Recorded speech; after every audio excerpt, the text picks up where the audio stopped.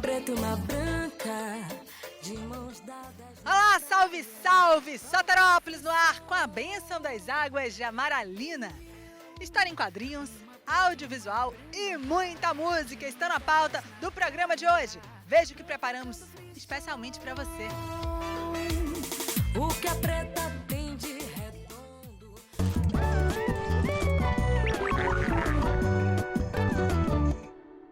E a gente começa com música, audiovisual, videoclipe. Quais são as novas configurações do clipe na atualidade com tantas plataformas de circulação? Vamos saber. Somos meu que chega aqui na laje, os moleques sabem fundamento e atividade. A gente tem momentos diferentes, né? A gente tem na década de 90 a MTV, uma emissora de TV muito forte, que era a principal janela de exibição desses videoclipes. Hoje a gente tem as plataformas digitais, os canais do YouTube. Como é que é essa transição? Como é que você vê essa evolução? A gente teve um hiato aí um pouquinho no meio, onde os videoclipes também não eram muito utilizados. Na verdade, as transformações estão todas ligadas à própria transformação da indústria da música, né, como um todo.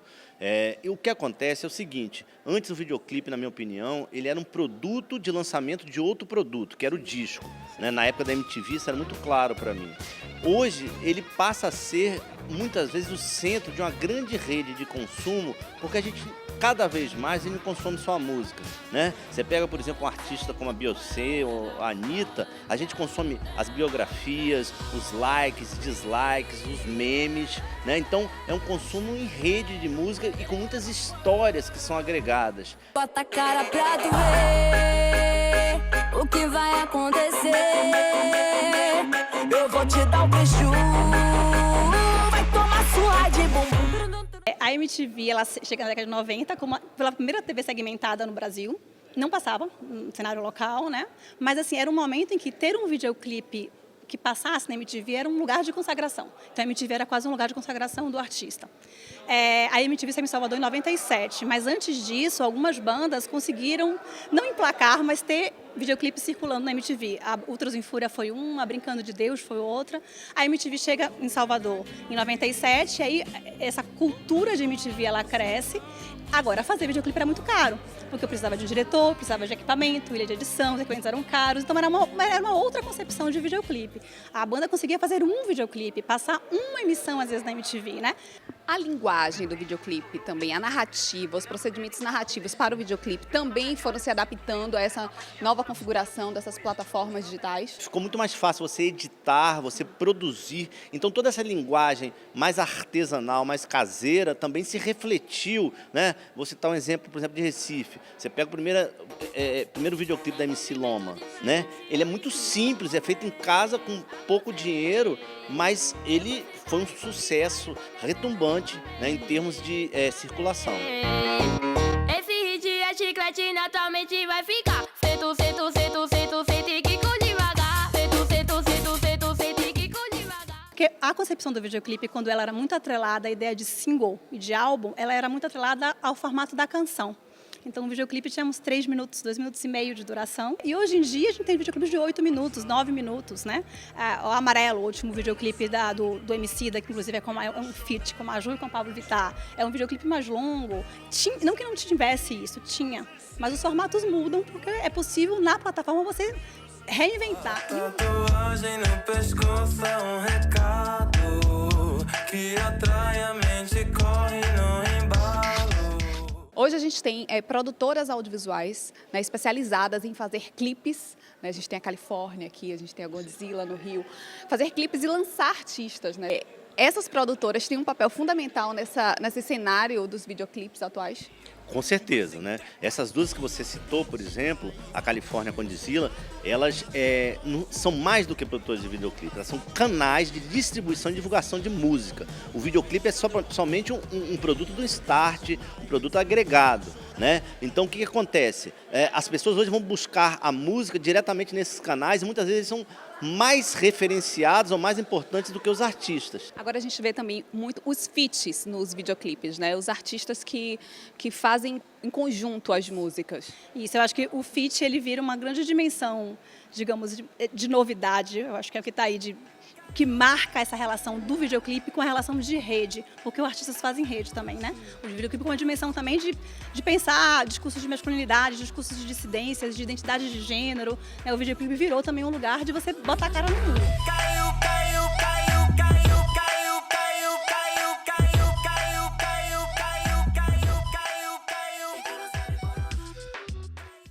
Tá aí, muito legal. E do videoclipe a gente vai agora para a literatura. Marcelo Lima lança a HQ O Bicho Chegou à Feira, baseado no romance do escritor e professor Muniz Sodré.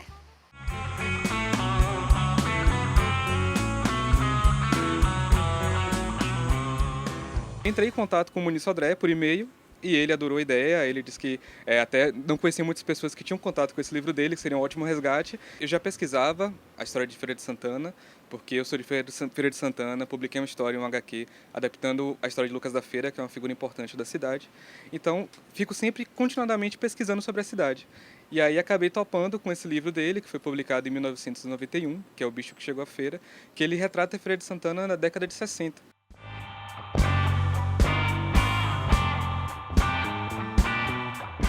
O Muniz Sodré, ele tem uma coisa assim que eu acho magistral, que ele sabe aliar uma série de saberes populares com a política, com questões morais, éticas. Então, dentro do livro, tem uma história que é muito interessante, que é uma história que as pessoas de Feira de Santana conhecem, que é a história do bicho do Tomba, né, que é uma história que dizem que aconteceu na década de 40, década de 50, em que uma espécie de lobisomem atacava as pessoas à noite. E ele pega essa história e ele faz disso daí uma analogia à chegada da ditadura. Então, esse bicho, que na capa da HQ, inclusive, aparece uma cobra, né, ela é representada por essa cobra, é também a chegada da ditadura. Então, isso me interessava no livro dele. Ele tratava da cultura popular e tratava de política, assim, tudo junto, e ainda conseguia trazer a questão racial do protagonista, né, que é um homem negro, que ele não liga para as raízes, né, até passado nele, na verdade ele tenta apagar isso o máximo possível. E aí, com a chegada da ditadura, né, porque o livro trata muito desse apagamento da cultura popular, da perseguição da cultura por meio da ditadura militar, ele começa a se reaproximar das raízes dele, né? Então, um pouco essa é a sinopse da história.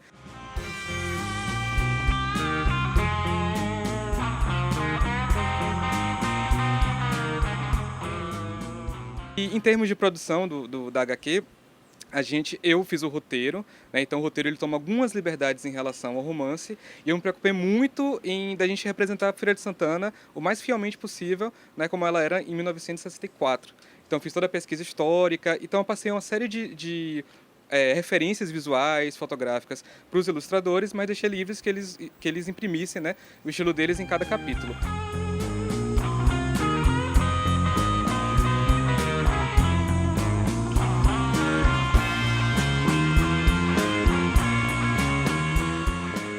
Muniz Sodré, no dia que ele veio aqui em Salvador para poder ser agraciado, que agora ele é um imortal da Academia de Letras da Bahia, foi o dia que a gente se conheceu, né? O livro tinha acabado de sair, na verdade eu peguei o livro no mesmo dia que ele ia ser agraciado. Eu falei, tô indo aí agora pra gente se conhecer. E aí eu deixei o livro na mão dele, ele adorou, logo de cara, assim, ele viu e falou, pô, isso aqui tá muito bonito, ficou muito feliz. E aí, não deu nem 2 dias depois, ele já mandou uma mensagem dizendo que tinha adorado, que queria mais HQs, mandei mais HQs para ele, e que ele queria levar isso também para uma adaptação para o audiovisual. Ele falou que já tinha pensado que isso aqui dava uma ótima minissérie de TV, e eu planejo, como horizonte para a obra, transformar ela num filme.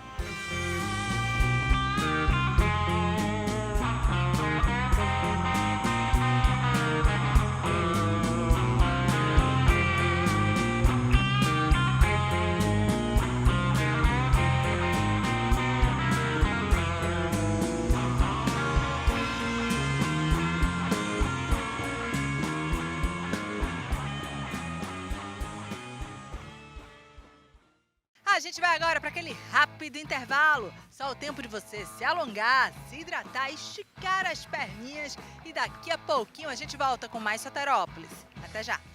Os homens se formam ou ainda se afogam.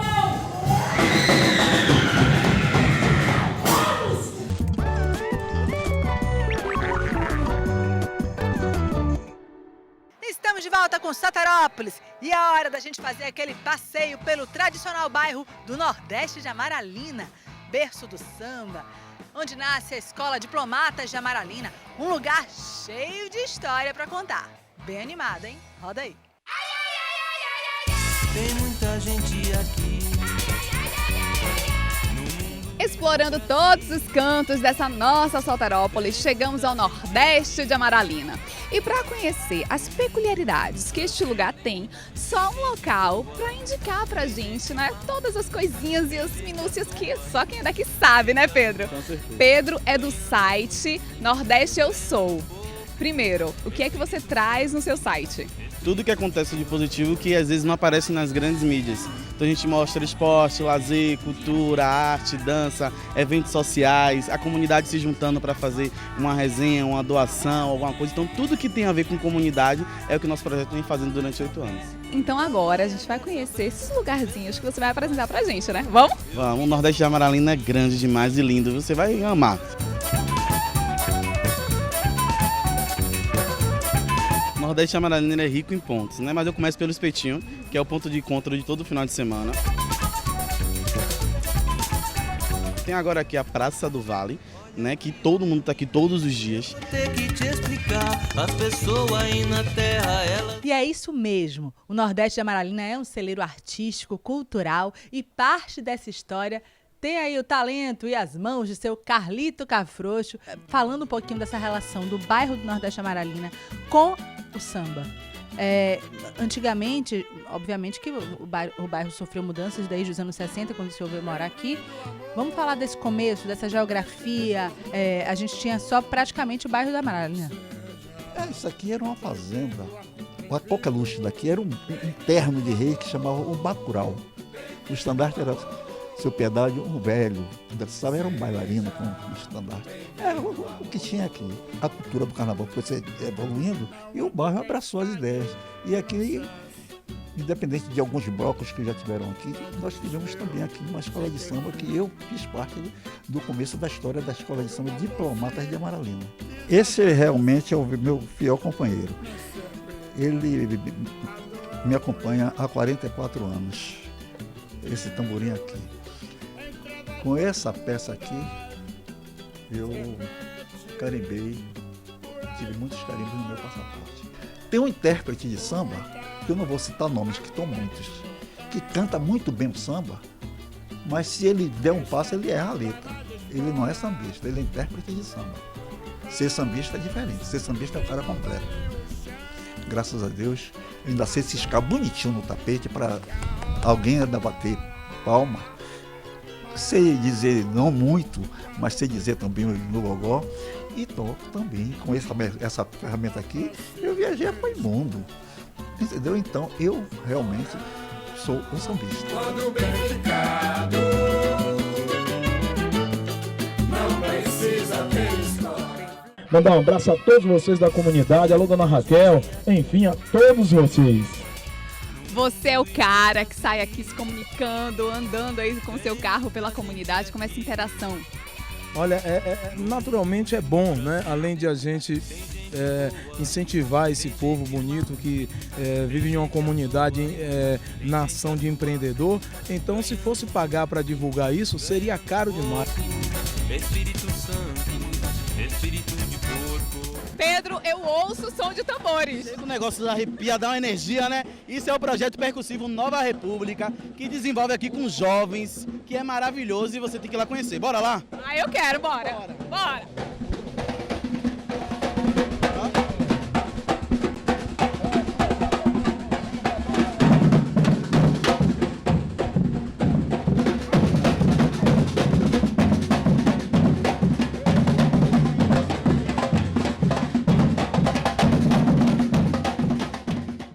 Esse é o maestro dessa galera do projeto Nova República. Como é que surgiu o projeto, Magno? Esse projeto, né, ele veio através de uma banda, né, a qual eu participei, que o nome é Banda Nova República. Né? Há 4 anos eu estou na frente desse projeto, que é o projeto percussivo Nova República, né? Que eu estou na frente como professor e também como maestro. Eu creio que a música é um dos grandes fundamentos, né, que aí as pessoas se conhecem, o que a pessoa vai querer ser.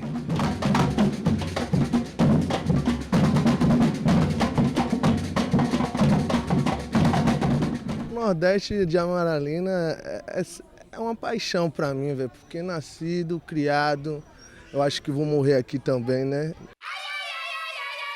Tem muita gente aqui,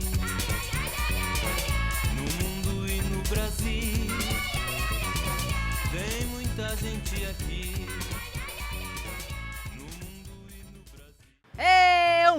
hoje a todo mundo do Nordeste Amaralina. Delicioso aí o passeio e também ouvir e saber, conhecer um pouco mais dessas histórias. Agora a gente vai de cinema. Lívia Sampaio dirige o documentário Tranças, que reflete sobre um tema delicado e ao mesmo tempo polêmico, a alienação parental. Eu resolvi fazer esse filme para minha neta por amor. Foram anos de luta para estar com ela, muita saudade, um vazio que doía mais ainda quando eu pensava que ela não sabia o motivo da minha ausência.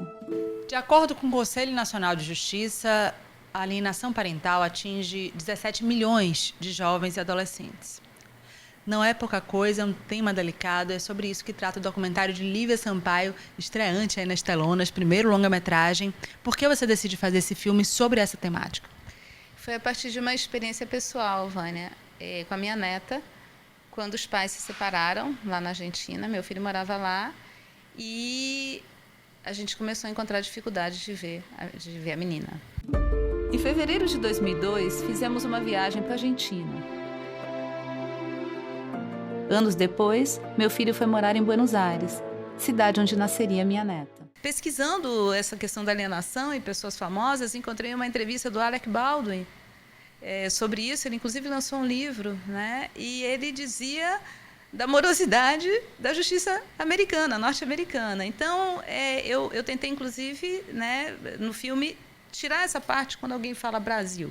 Evidentemente que num país onde as leis funcionam de uma maneira mais célere, é mais fácil, mas nunca é fácil, porque a alienação parental é extremamente subjetiva, tá? Dificultar o acesso, troca de endereço, troca de escola. A partir de hoje, André, você não vai ver mais seu filho. Vamos explicar para quem nunca ouviu falar sobre alienação parental o que significa. Bom, a alienação parental é quando um dos genitores, e normalmente 90% dos casos, toda a extensão de uma família causa impedimento para o outro genitor e, também por extensão, toda a família, de ver a criança ou o adolescente. Você não vai voltar atrás no tempo, você não vai ter uma neta criança novamente, você não vai ficar na memória dessa criança. Eu não conhecia esse termo, nunca tinha ouvido falar, até 2 anos e pouco atrás. A minha neta tem 8 anos. A gente enfrenta essa dificuldade há 7. Eu me dei conta porque eu via coisas assim. Por exemplo, chegou um momento que eu descobri, por amigos na cidade, que a menina não estava nem na cidade nem na escola. A mãe estava grávida de outro filho, morando em outra cidade, sem avisar ninguém. Então, eu comecei a ver coisas assim. Eu digo, mas como? Meu filho viaja até lá e a menina não está. Eu comecei a marcar viagens assim. São 2 dias para chegar até o interior da Argentina. São 2 dias que eu levo daqui de Salvador. Eu tirava a licença no trabalho e tal, chegava lá, olha, hoje você pode ver ela durante 2 horas. Mesmo que eu ficasse uma semana lá. Por quê? Porque amanhã ela vai para casa da tia. E eu não tinha nada palpável nisso que eu pudesse compreender. Até que, numa dessas idas e vindas, eu no Facebook, eu vi esse termo, alienação parental. Peraí, aí fui ler. Quando eu li, eu falei, epa, é isso que está acontecendo. E a assistente social olhou para a menina de 6 anos e disse assim, vem cá, mas e nos dias do balé que você estiver na casa do seu pai? Quem vai fazer o coque? Inicialmente eu pensei em fazer um filme para ela, porque aí eu fiquei um tempo afastada dela, porque eu não conseguia contato nenhum, eu não conseguia contato telefônico, nada. Só que nessa militância, eu conheci muita gente, né? Então, conheci juízes, conheci psicólogos, conheci pais, conheci mães, conheci avós. E eu falei, não. Aí eu aumentei, com quase nenhum orçamento, pouquíssimo tempo de filmagem. Aí não deu para escolher muitas pessoas, tinha que ser as pessoas que estavam por perto e disponíveis naquele momento. O que eu tinha feito para passar da condição de uma avó presente para uma estranha? Nunca tive resposta. O grande momento para mim do filme, vamos ver aí o que acontece com esses festivais, foi nessa pré-estreia. Lotou, pela manhã não tinha para quem quisesse, tinha muita gente mesmo. Como diz uma juíza no filme que eu filmei por Skype, é isso que eu digo, um filme sem recursos. Ela mora no Mato Grosso, Eu não podia ir no Mato Grosso, então foi feito por Skype. A gravação está ruim, mas está lá. Ela fala, a gente não tem o direito de fraturar a alma dessas crianças, porque a gente enxerga uma fratura exposta, mas você não enxerga a fratura da alma.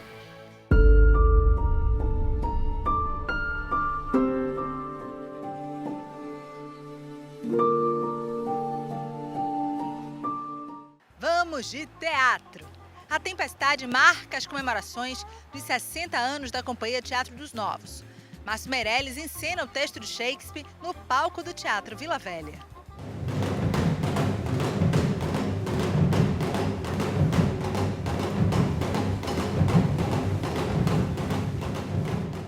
A Tempestade de Shakespeare, um clássico, né? Mas que você traz referências de assuntos contemporâneos, usa o audiovisual, umas projeções ali. Como é que você discute temas atuais nesse espetáculo? Olha, Shakespeare é atual, ele nunca deixa de ser atual. Ele sempre, cada época, cada momento, encontra coisas em Shakespeare que tornam ele atual. Por isso ele é o que é. Como uma floresta que tem muitas coisas, né? Muitos remédios, muitos venenos, muitas espécies diferentes, uma diversidade de coisas. Claro que nós estamos fazendo para uma plateia do século XXI, com referências do século XXI. Então a gente tem que falar direto para essa plateia como ele falava para a plateia dele. Quando ela cantar no vento, aquela nuvem, aquela enorme. Olha, essa peça é uma peça sobre a usurpação, né? Sobre o poder e sobre golpes, em cima de golpes. Ele existe, como muitas das peças de Shakespeare são baseadas nisso. Infelizmente, a gente ainda não conseguiu resolver, a humanidade não conseguiu resolver essa questão da distribuição de poder, da percepção de que o poder nos leva a um lugar de capacidade de propiciar o bem comum. Os gritos atingiram meu coração, pobres almas morreram. Fosse Deus poderoso, me afundaria na terra ao mar, antes que a nave boa fosse engolida com a carga. O Próspero, ele ali, o protagonista, o conflito principal é o dele, do enredo, né? Mas ao mesmo tempo ele é esse fio condutor, ele que provoca os acontecimentos. Próspero é vilão, é mocinho, o Próspero é ambíguo, né? Totalmente, porque ele não devia ser um bom estadista, ele é o Duque de Milão, que deixa o Estado para o irmão para estudar o ocultismo, para estudar a arte, para estudar, enfim, a magia. Ele sofre um golpe do irmão, que junto com o rei de Nápoles o colocam num barco, numa carcaça, junto com uma filha de 3 anos, só que ele sobrevive. Ele sobrevive e vive 12 anos numa ilha e, como ele fala, por um estranho acidente, o rei de Nápoles foi casar a filha na África. Quando eles estão voltando, Próspero, junto com Ariel, faz a magia da tempestade e traz todos os inimigos dele para a ilha.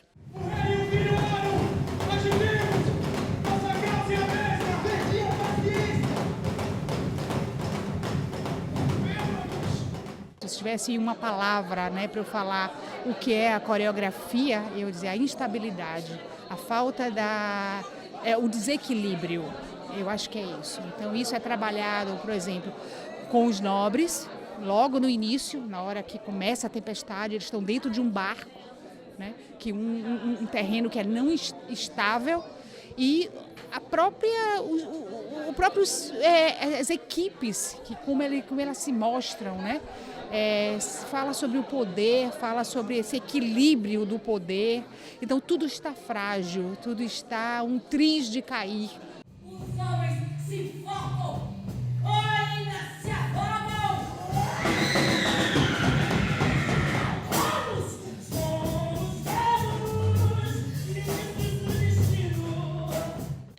A Márcio domina muito as encenações de Shakespeare, essa coisa, ele entende esse espírito do teatro de Shakespeare, que é um teatro político, né? Que não é um teatro romântico, não é um teatro da emoção, não é um teatro, mas do pensamento. As nuvens, para cumprir as tuas ordens. Eis Ariel e seus pares. Espírito, criaste a tempestade que eu ordenei. Em todos os detalhes, subia no alto, na proa, na popa, no porão, com programa de hoje fica por aqui. Muito obrigada pela sua companhia. Para ficar por dentro de todos os nossos assuntos, valendo mesmo, basta seguir a gente nas redes sociais, Facebook, Instagram, Twitter. Pode ainda rever toda e qualquer edição da nossa temporada acessando o nosso canal no YouTube ou mandar aquele alô que a gente tanto gosta e espera. 71-3116-7377, soterópolis@gmail.com. A gente vai, mas a gente sempre volta. E eu espero por vocês. Boa semana. Até lá. Hoje eu tô que nem santo, nem reza, nem banho de erva vai me segurar. Hoje eu tô que nem prece, nem mantra, nem doce, nem dengo vai me tapear. Já é noite, vem, encha meu copo, me dê teu corpo, chega de paz.